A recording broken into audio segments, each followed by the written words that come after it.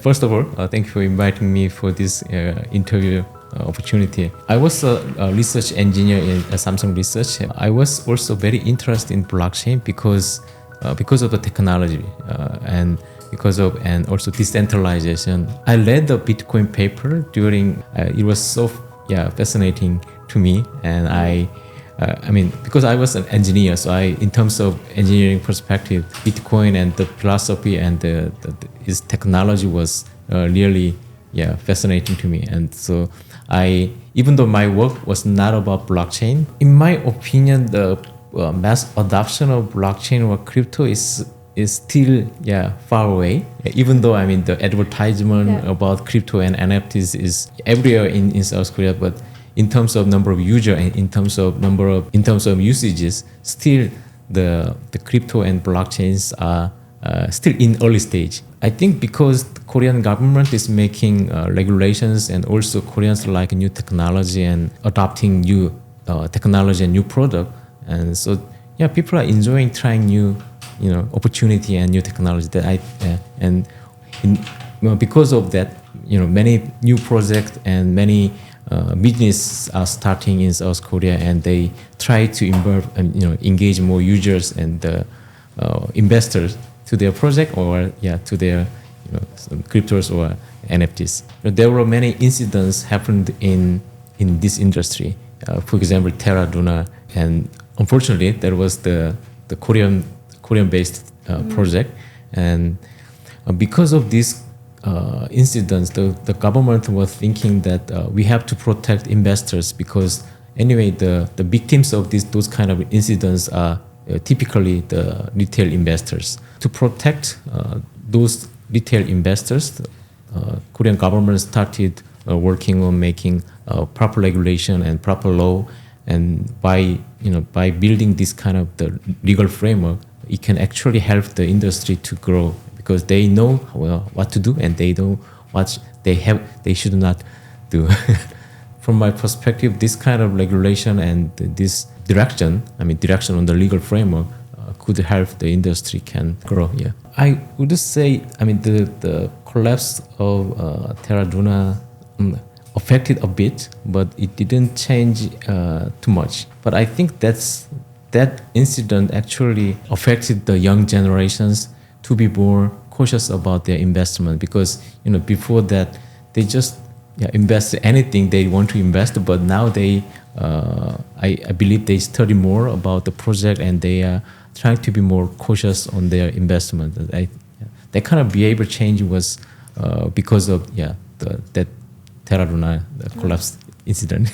First one is of course technology, because technology is always advancing.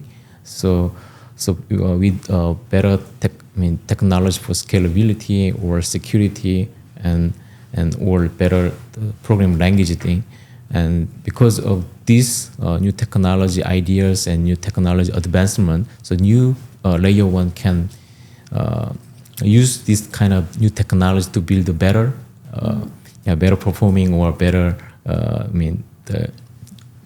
better environment for developers. So that's one reason that I think. And the other reason is about the market, because even though the blockchain industry is growing, but compared to the legacy or Web 2 or the existing industry, still is too small and is still in early stage. And people who have new ideas and new business model wanted to try their ideas in this market to grow together or to grow this market. I think these two regions are the why new projects are starting. When we started Klaytn project, the opportunity that we saw was the better environment for development, because at that time there were Bitcoin and Ethereum and some the mainnets, but because our background was Kakao, and the Kakao is a big company, and they wanted to try new ideas or DApp ideas on existing blockchain, but the performance or development environment were not sufficient, were not satisfactory for them. So they wanted to have a better environment for developers and for users, and that's why we started Klaytn to provide a better user experience or better developer experience. Yeah, that was the opportunity that we saw at the time. But since then, our vision hasn't changed, but the vision of our vision has always been the mass adoption of blockchain technology and to make a better world. Yeah, using this blockchain and its technology and ideas. So this that remains as the same, but we're trying different ways, different methods or different ideas to achieve this vision.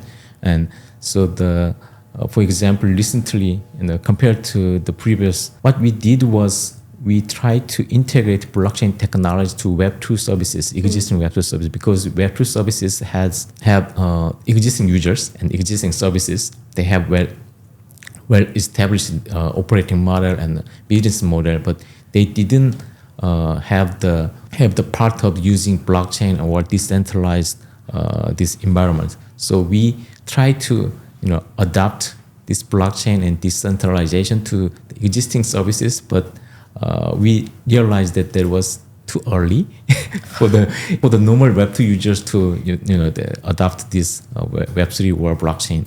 So since then, we changed our approach to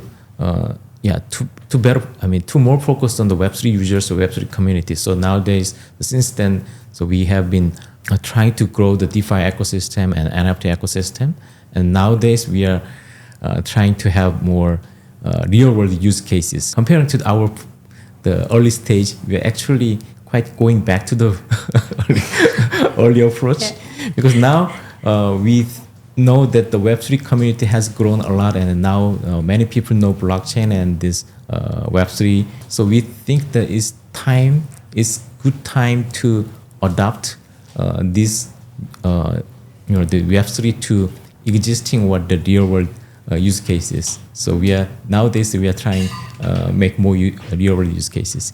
I believe so. Yeah, because not only about crypto market, but typically the traditional investor markets or the trading markets are driven by the institutions. They can actually affect a lot to the market. Something like Bitcoin ETF and the fact that the big investing institutes are coming to this market is a good signal for other institutions or other investors to be interested in this market. Yeah, so I believe this is a good signal. I believe those areas, those sectors would be games or real world asset part. That's why we are working on those parts, because the games, by nature, games are attracting a lot of users once the games are popular and they are very enjoyable. So the games could, but now we are moving toward more mass adoption world. So the games can,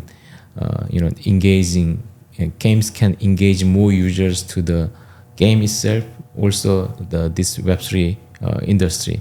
So the game will be a really, the promising sector for the next few years. Again, we cannot only rely on the digital world or the virtual world. So we need to, some connections or some bridges between crypto and the real world.